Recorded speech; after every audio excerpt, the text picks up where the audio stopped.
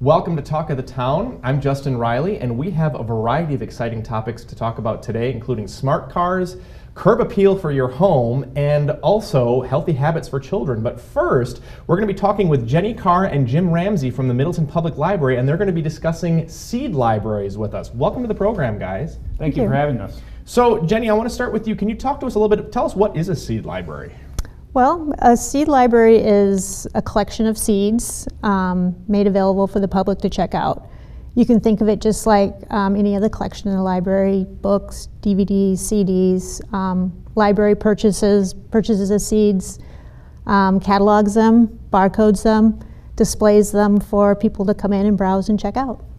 So, okay, I'm just trying to visualize this a little bit. There are envelopes with barcodes on them. Correct. And people check them out. So obviously, I mean, they're not going to be returning those seeds. So do they just return an empty envelope and then they get refilled? Is that how that works? Well, that's a good question, and either of those answers are correct. Okay. So what the patron would do is come in, pick out the variety of vegetables that they'd like to grow in their garden. We have 12 in our library right now, and check them out, take them home, grow them in their garden. At the end of the growing season, those plants will produce seeds, and what they would do is collect those seeds. The hope is, anyway, to collect those seeds, keep some for themselves to grow in their garden next year, and bring the rest back to the library. Wow, that is check so them cool. in. Yeah. That is so cool. Mm-hmm. Very cool. So you talked about saving your own seeds from year to year rather than buying new ones or whatever. What are some of the benefits of saving your own seeds right from your garden? Sure, yeah, well, the most obvious one is there's a practical benefit. You don't have to buy seeds. If you grow your own produce, you don't have to buy that, what could be expensive organic produce. And it's also very empowering for people to actually grow some of their food that their family eats. So that's a big benefit. Another benefit is educational. You know, humans have been saving seeds for as long as there's been agriculture, up to the last couple decades. Now the standard is buy seeds at the beginning of the season from a big seed company, plant your garden, and then let the seeds fall and rot, and don't collect them, and then buy new seeds from the seed company the next year. Right. But the problem with that is there's only a few varieties of vegetables that the seed companies provide out of all the possible seeds that there are. Right. And that leads to another big benefit of the seed library is that it's, it can be used for preserving what are called heirloom vegetables. Sure. And heirloom vegetables are ones that, just like heirloom furniture or jewelry, they're precious things that are passed down within a family from generation to generation.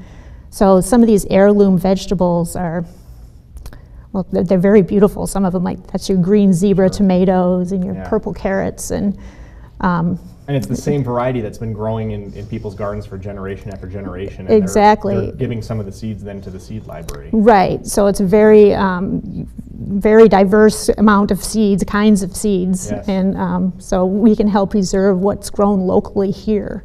That's awesome. And that's kind of like the whole mission of the library in general, is preserving that knowledge and then preserving the seed knowledge as well. Exactly, and then sharing Yes. it with others. Yeah. Absolutely. Jim, I want to ask you, is there anything to learning to save seeds? Can anyone learn to do it? Sure. The short answer is yes. Anybody can learn how to save seeds. Even the novice gardener can learn how to save seeds. There are some special techniques and some tools that are helpful, but certainly anybody can do it. We recommend starting with larger seeds like peas and beans the first year, and then moving on to vegetables with smaller seeds the next year. Yeah, absolutely. And where can a person go to find out more information about saving seeds? Sure. Well, of course, a great place to start is your local library. Right. There are a lot of really great books that have been published over the last few years on seed saving and seed storage. There's also any library that has a seed library will also have gardening programs. Usually in the spring, seed saving workshops that will teach you how to save seeds. There are also handouts available at all the libraries that have seeds that teach you how to save and plant. Absolutely. And I got to tell you, I'm a gardening nerd, so I could talk for hours and hours about this, but we are out of time today. So thank you so much for the information, and maybe we can talk a little bit after the program today, and you can give me some tips. All right, Sound sounds good. All right. So Jenny Carr and Jim Ramsey from the Middleton Public Library, thank you so much for joining us. They talked to us a little bit about seed libraries. If you want to find out more information, you can go to the website on your screen. Don't go away. We're going to be talking smart cars when we come back. It's Talk of the Town on CW57.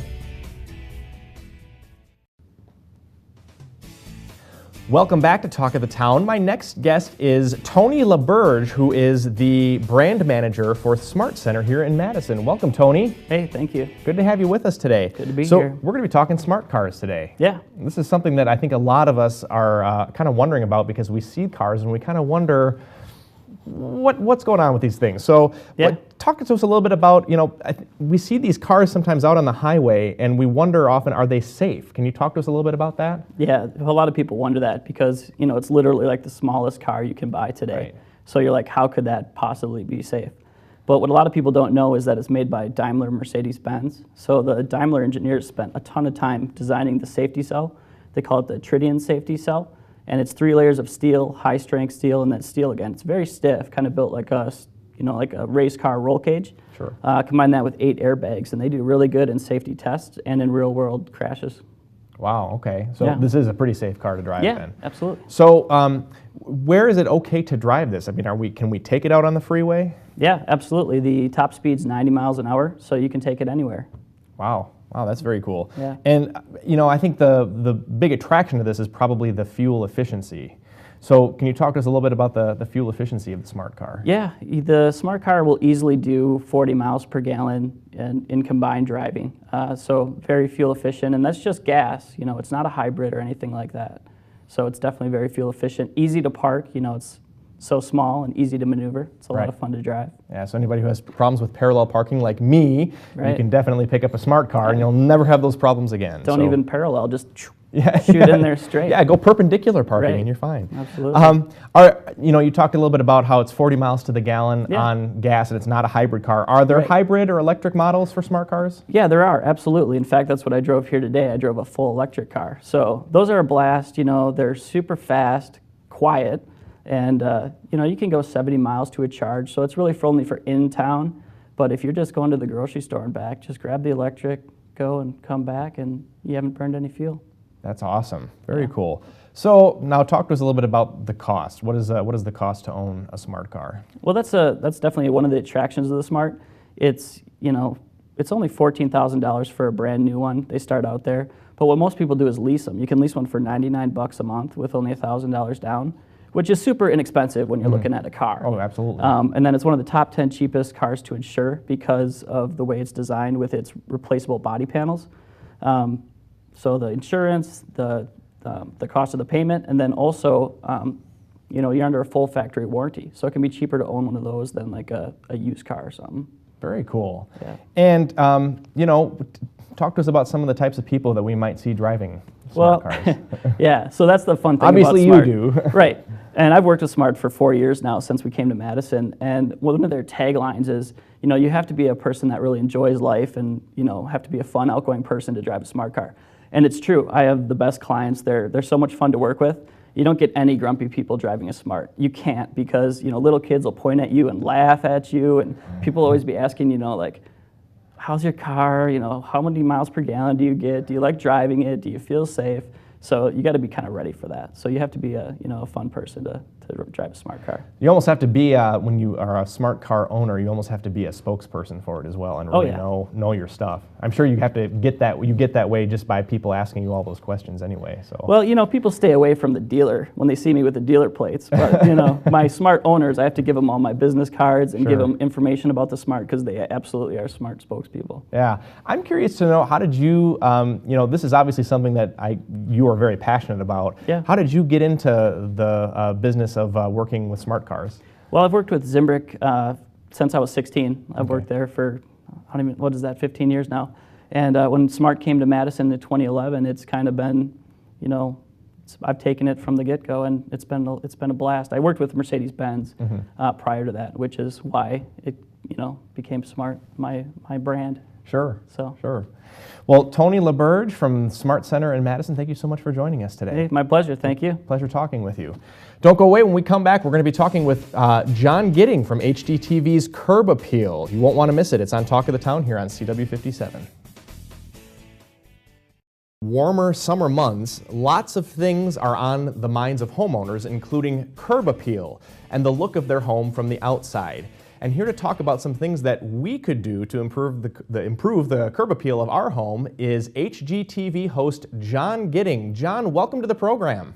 Thank you very much for having me. It's good to have you here today. So I want to talk to you about, wondering if you could talk to us actually about some key findings that were from a survey of homeowners about their homes recently. Can you talk to us a little bit about that? Yeah, this is fascinating. It turns out in a recent survey of homeowners, only 17% of homeowners thought their home looked good from the front. So in other words, 83% of homeowners said, my gosh, I need a little bit of curb appeal right here and I don't know where to start. I think the reason for that is because people know that money flies out when you start doing exterior projects. It can usually be expensive, but it doesn't have to be. That's the whole thing about curb appeal. Small tips and tricks, very precise things to do to the front of your home will vastly improve not only how you feel when you come home, but even your property values.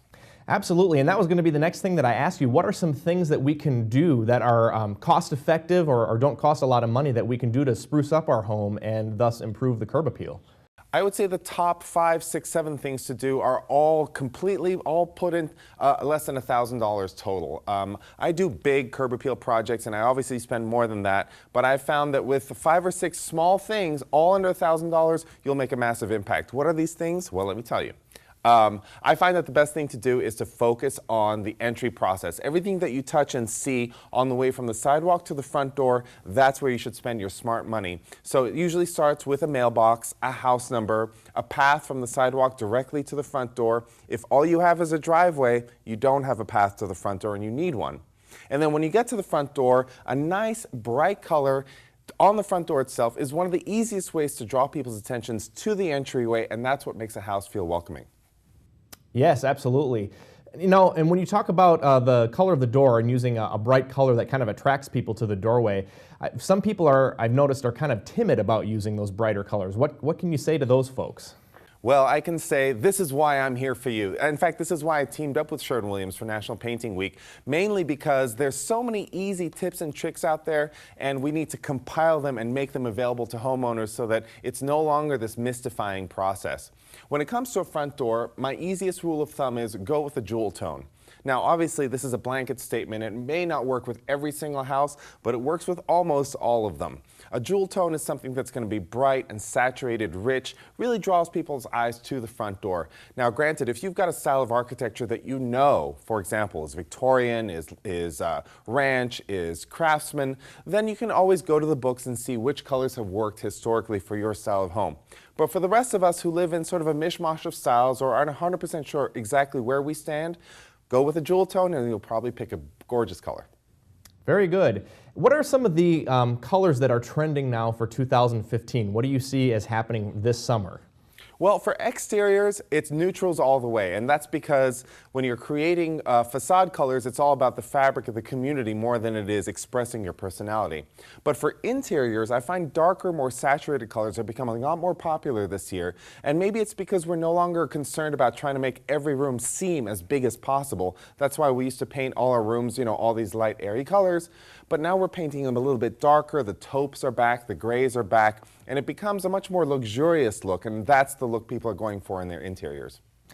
What I'm curious to know, we've talked a lot about like the colors of the house and the different ornamentation and things that are on the house. What effect does landscaping and your yard have effect on curb appeal?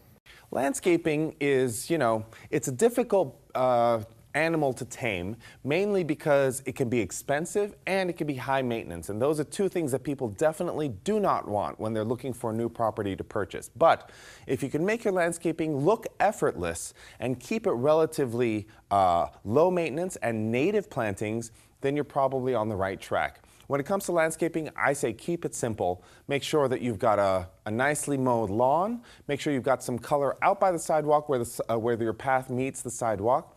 And also you've got a little bit of color out by the front door. But between those two areas, that's where you should spend your money. The rest of it should be as simple as possible. HGTV's John Gidding joined us on the line. Thank you so much for the information and for the tips today, John. You're welcome, and for more tips and for a compilation of all the things I've told you, go to swpaintingweek.com. Absolutely. You have a great day, and we'll be right back with more Talk of the Town. Welcome back to Talk of the Town. We are joined again by our very good friend, Vicki McCarthy from Madison Community Montessori School. Vicki, welcome. Hi, thanks, Justin. Good to have you back, as always. Last time you were on, we talked a little bit about Screen-Free Week and how it's important to limit the amount of screen time that your kids have.